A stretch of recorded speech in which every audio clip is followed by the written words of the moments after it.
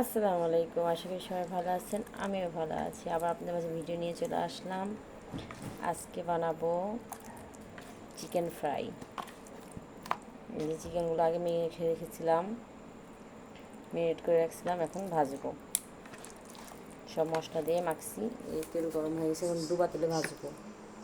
এখন দিয়ে দেবো আস্তে করে।